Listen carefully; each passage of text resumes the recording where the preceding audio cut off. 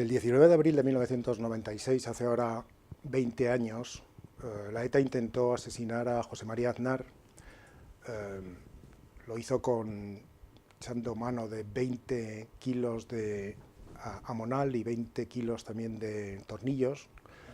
Lo hizo a una hora muy concurrida en casi el centro de Madrid, a las 8 de la mañana, muy temprano. El atentado no tuvo éxito, como sabemos, aunque hay que recordar que, además de los daños materiales, que hubo algunos y serios, eh, falleció una mujer que se llamaba Margarita González, que murió a consecuencia del desplome de su vivienda estando ya en la casa. Es decir, que la ETA no consiguió asesinar a Aznar, pero consiguió asesinar a una mujer mayor que no tenía nada que ver ni con el nacionalismo, ni con la política, ni con nada de aquellas atrocidades, ¿no? Yo creo que vale la pena siempre recordar a Margarita González. El atentado no tuvo éxito por varias circunstancias. Primero por los inhibidores, perdón, no, antes de los inhibidores el blindaje del coche, porque habían convencido por fin a Aznar Álvarez Cascos de que tenía que aceptar un coche blindado. Entonces fue el coche el que paró la bomba, lo cual, lo del blindaje es un poco sorprendente, ¿no? En un asunto como este, que no tuviera blindaje el que iba a ser evidentemente el próximo presidente de gobierno, porque ya todo apuntaba hacia ahí. Tampoco tuvo éxito por los inhibidores. El coche lleva inhibidores, entonces impidió, y eso hizo que los etarras tuvieran que acudir a una explosión en directo, no mediante control remoto. Entonces calcularon mal y eso fue lo que llevó a que el atentado no tuviera éxito. Si hubieran podido controlar un poco mejor la explosión, el atentado hubiera sido catastrófico, como había ocurrido en la plaza de Ramales poco tiempo antes, ¿no? Cuando la ETA asesinó a un militar justo al lado de la plaza de Oriente por el mismo procedimiento.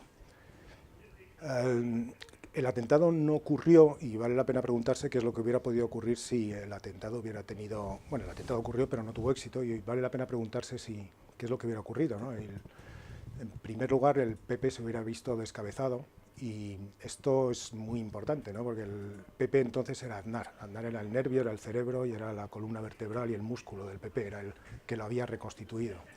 Consecuencia de eso, probablemente el sistema, es decir, la monarquía parlamentaria, se habría visto abocado a una crisis muy grave, parecida a la que hubo en los años 10, tras la anulación o la neutralización de Antonio Maura y la muerte luego de Canalejas, el asesinato de Canalejas y el asesinato luego de Eduardo Dato. Es decir, que el intento de asesinato de Aznar hay que incluirlo en una larga lista de magnicidios o de neutralizaciones políticas que siempre están en el fondo de una cierta visión política española, ¿no? Neutralizar al adversario.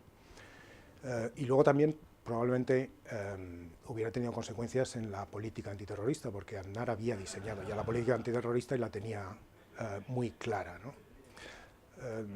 Una de las cosas que vale la pena hacer al recordar este atentado es releer las páginas que Aznar le dedica en sus memorias, porque es rara la posibilidad de asistir a la narración de un atentado desde dentro, ¿no? Con la claridad y la frialdad con la que lo hace Aznar. Entonces cuenta lo que pasó, cuenta cómo vivió la explosión, lo que hizo inmediatamente después, cuenta también las reacciones de su familia, de sus hijos, que es bastante impresionante, la de su mujer, la de Ana Botella, que demostró una entereza que nunca se ha desmentido, a mi entender, después.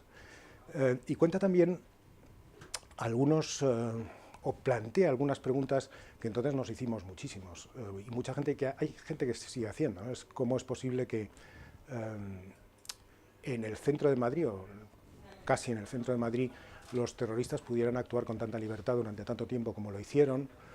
¿O por qué, por ejemplo, Felipe González no acudió a saludar a Aznar o a interesarse por él cuando estaba en el hospital, que duró poco tiempo la hospitalización, pero aún así es algo que algunos echaron de menos, ¿no? Yo creo que estas preguntas quizás es un poco exagerado hacérselas, y más ahora, ¿no? Después de tanto tiempo, pero aún así quedan, ¿no? en el recuerdo, ¿no? Y otra cosa que también conviene preguntarse es que si el atentado tuvo alguna repercusión en la política antiterrorista del gobierno del PP. Yo creo que ahí se puede decir que no. Aznar tenía muy clara cuál era la política antiterrorista que iba a seguir, lo nacional, la ley, el apoyo a las fuerzas de orden público, las víctimas, la colaboración internacional, y no iba a cambiar, o el atentado no cambió sustancialmente la línea, en cualquier caso la reforzó. Es decir, que estamos ante un atentado que tuvo, aparte del asesinato terrible, ¿no?, de Margarita González, consecuencias contrarias a las que la ETA quiso que tuviera, y eso pues vale la pena celebrarlo.